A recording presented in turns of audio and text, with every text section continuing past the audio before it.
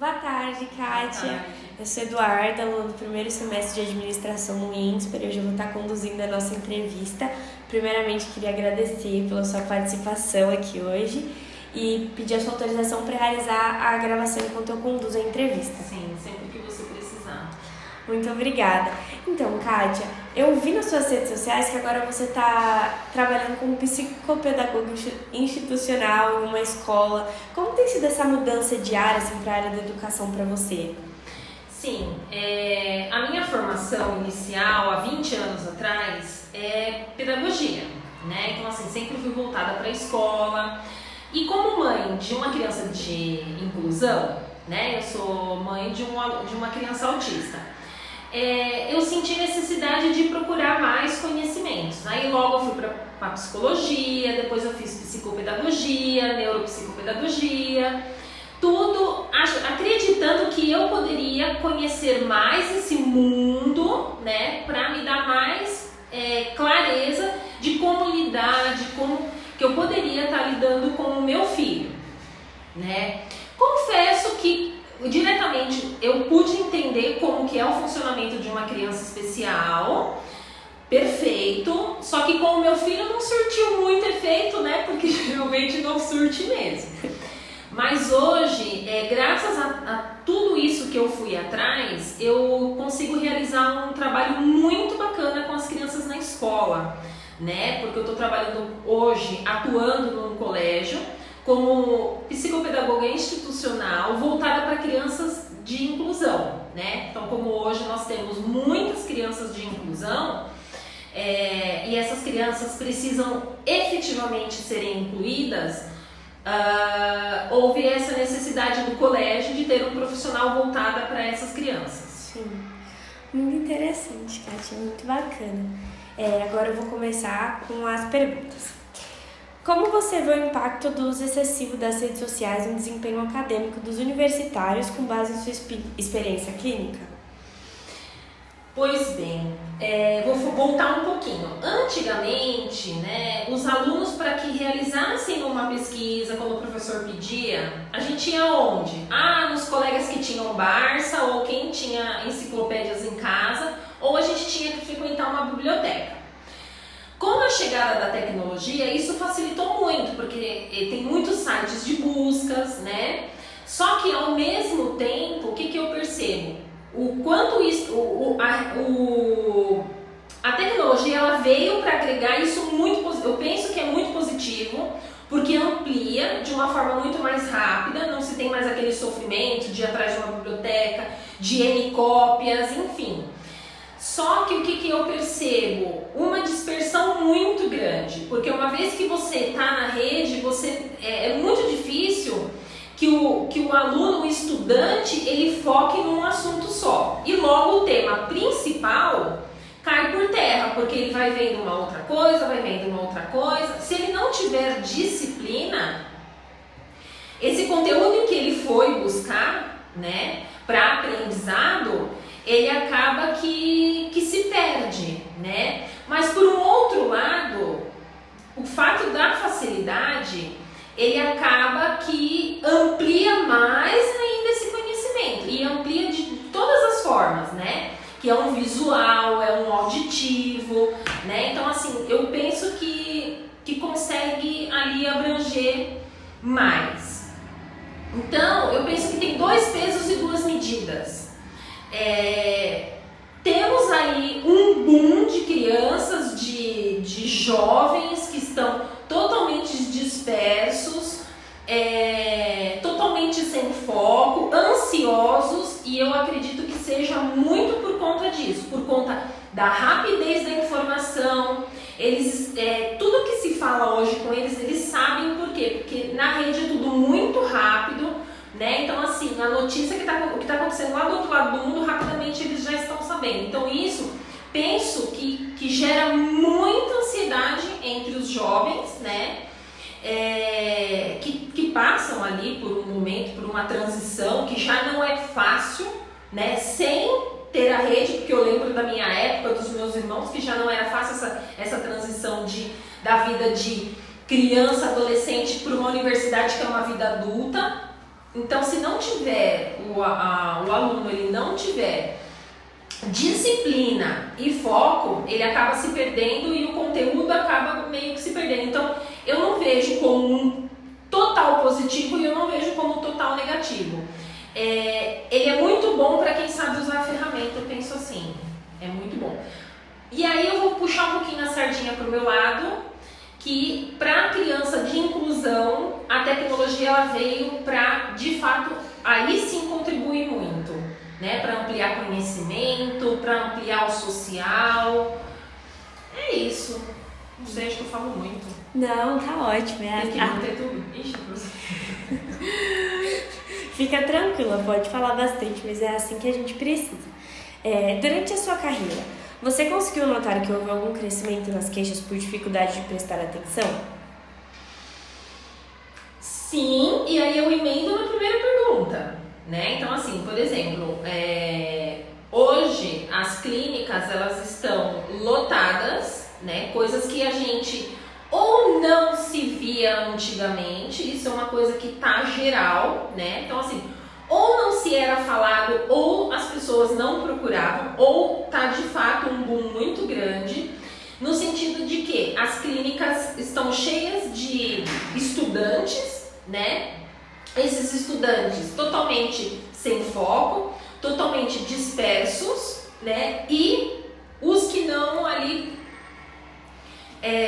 acabam tendo ali uma crise de ansiedade, né? Desenvolvendo ali essa crise de ansiedade, transtorno do neurodesenvolvimento. Nunca se ouviu falar tanto, né? Que são crianças com dificuldades de aprendizagem, com criança com dificuldade de foco, de atenção, né? Crianças hiperativas, né? Então, assim, crianças que apresentam muita dificuldade de aprendizagem mesmo. Então, eu penso que a tecnologia ela veio para ajudar, ela veio, mas o fato de ela dar muito num clicar, a criança acaba gerando nela uma ansiedade, né? E logo acaba gerando nela uma distração, porque ela não, é tanta informação ao mesmo tempo, dentro de um único conteúdo vem muita informação, e aí ele acaba que não tendo foco, e essa questão de não ter o foco, ele não consegue manter ali o que ele foi fazer, porque veio um monte de outras informações, e aí ele acaba se perdendo, e muitas vezes ele foi procurar um X assunto, ele saiu dali sem o X assunto, mas com a cabeça cheia de outras informações, né? Então eu penso que para o jovem, para a criança, que eles não tenham o discernimento, né? Então assim, eles não têm aquele filtro, aquele bom senso de pensar assim, não, questão da maturidade, né? Então assim, ele não tem aquela maturidade de falar assim, não, eu preciso prestar atenção nisso.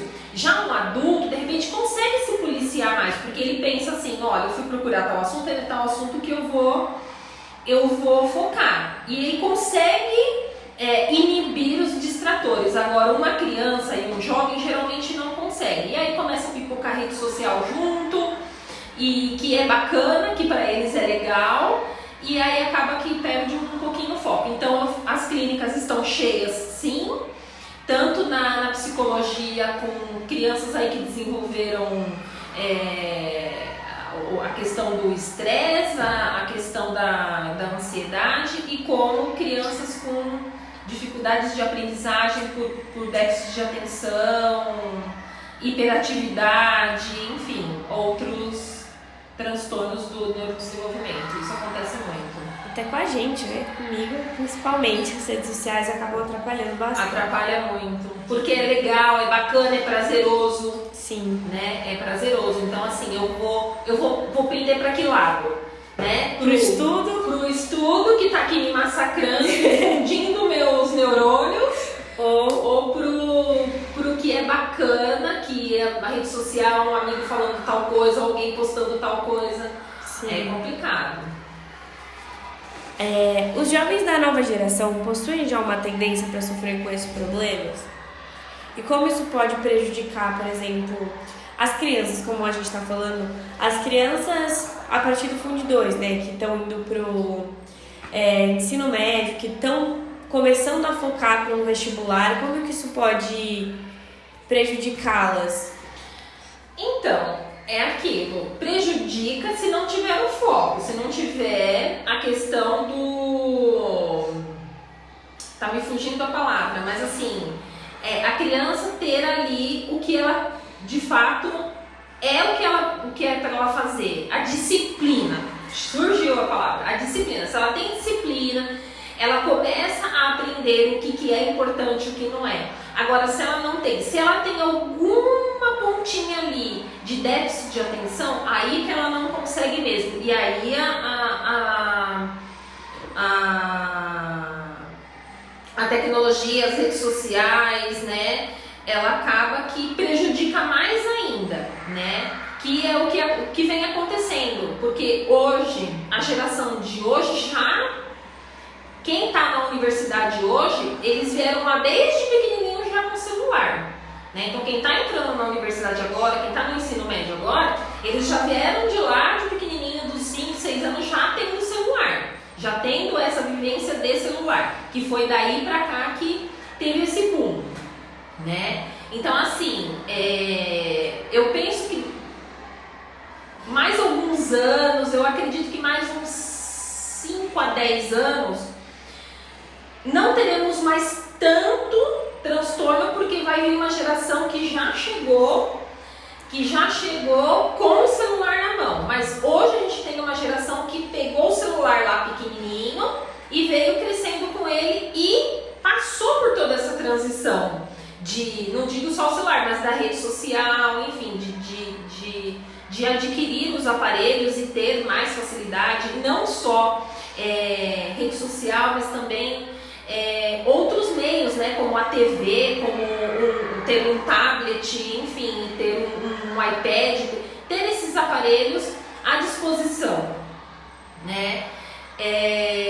O jovem hoje que vai para a universidade, penso eu que eles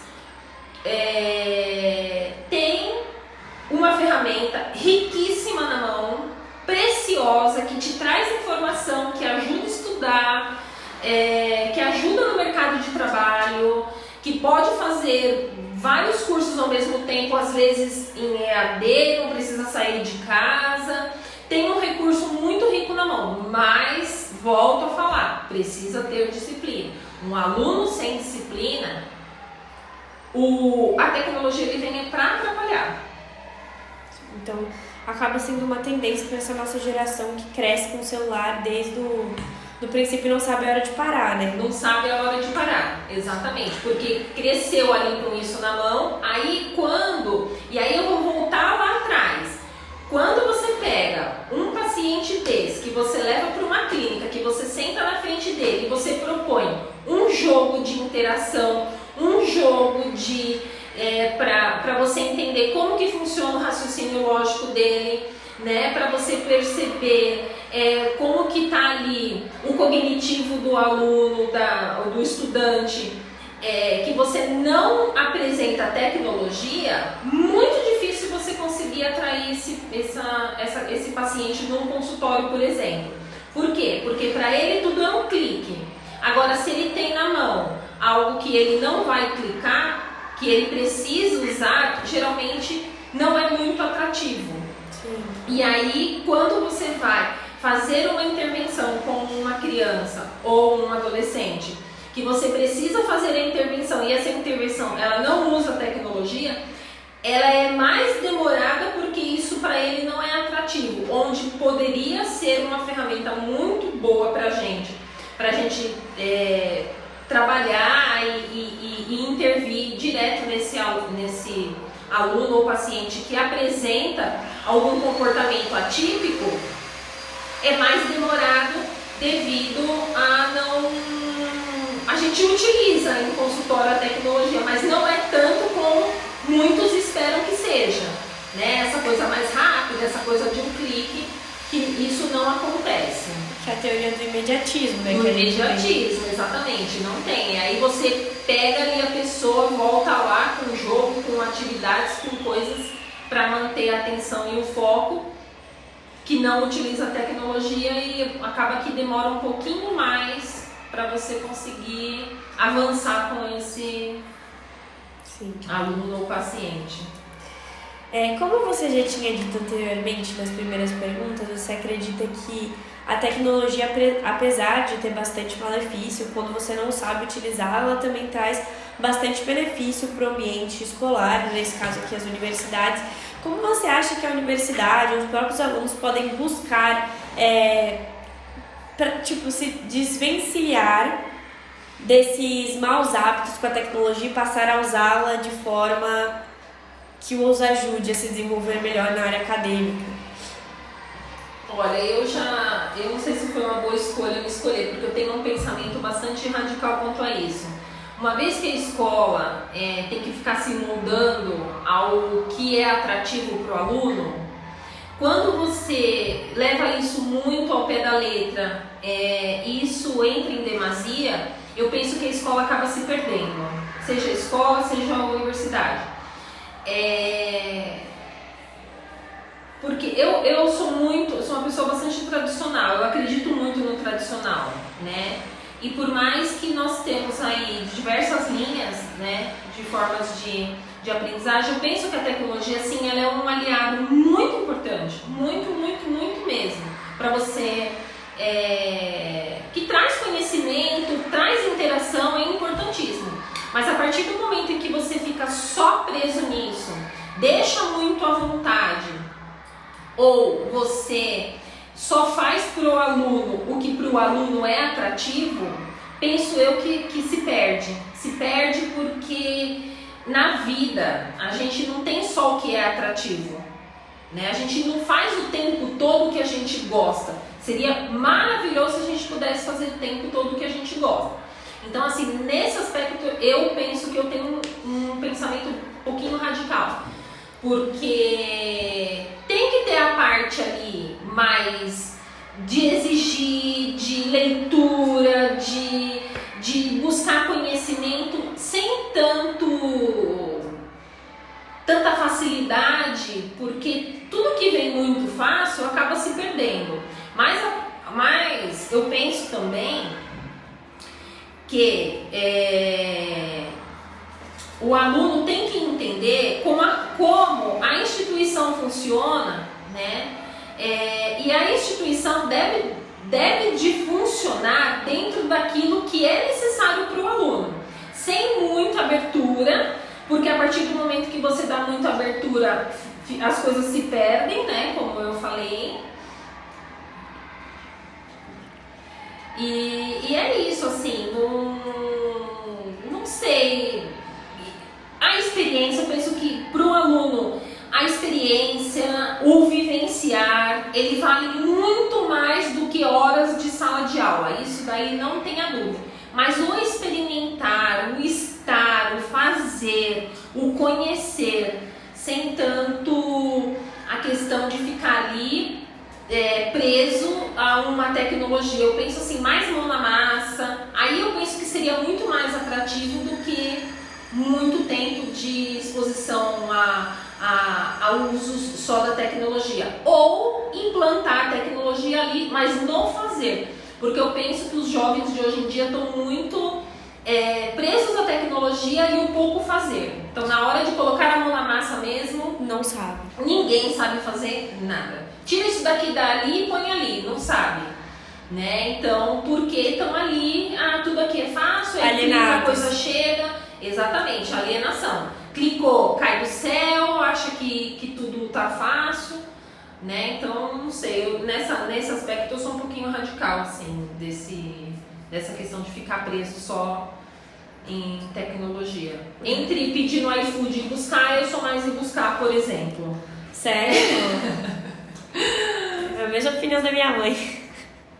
Bom, onde será que está o maior uso dos adolescentes? Você acredita que o que prejudica mesmo são as redes sociais ou videogames e plataformas de apostas online também possuem algum impacto?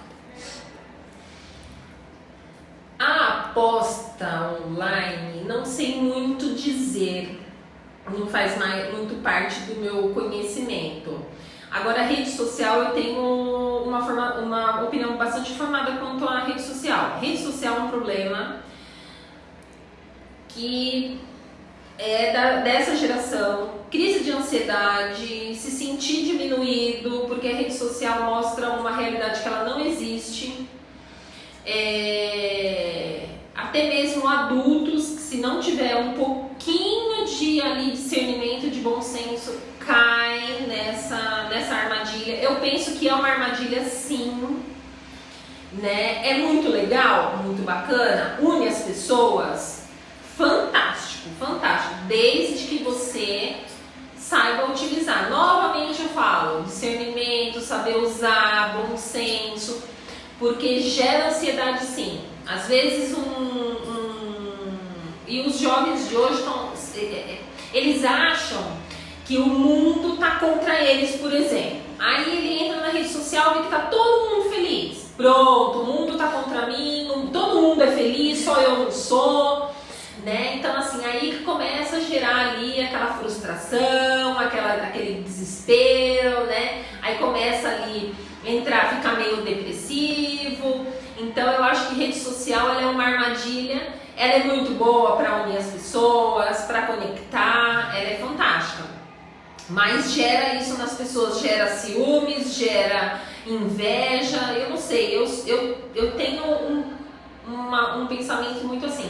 Eu tenho rede social porque a empresa onde eu trabalho solicita que eu tenha, mas eu não caio muito em rede não, porque por conta disso, com medo dessa questão. Não me exponho também, né? As pessoas, penso que um grupo aí meio que perdeu o limite de exposição, né? Não tem limite para exposição mais, né? E depois se queixa, que já aconteceu de chegar no consultório e falar para mim: ai, não vou postar mais nada, fulano foi cuidando da minha vida. Oi, né? Então assim, tá cuidando da sua vida, por que você colocou lá, né? E aí não se expõe, não suporta opiniões, né? Então assim, tá um círculo ali meio vicioso, que eu acho que as pessoas mesmo que estão se colocando nesse ciclo, né? Que é um pouquinho perigoso, no meu ver. Sim. Ele é bastante perigoso aí. Principalmente para jovens agora, né? Digo jovens não só do ensino médio, mas novos jovens, como a gente que acabou de entrar na faculdade, que a gente não tem tanto pé no chão, né? Pra gente ter essa maturidade de saber que rede social é muito legal. O cérebro ele é formado totalmente, que você vai ficar ali com o seu firmado, o seu cérebro, depois dos 25 anos. Então, até os 25 anos, tem aquela coisa assim, de que não tenho medo de encarar. Então, tudo que você tiver que fazer, faça até os 25 anos. Porque depois o cérebro começa ali a ficar com que daí ele já está formado. Então, assim, aquela coisa assim, daquele imediatismo, daquele não tenho medo, daquela coragem. É até aí. Porque até então, se tem muito.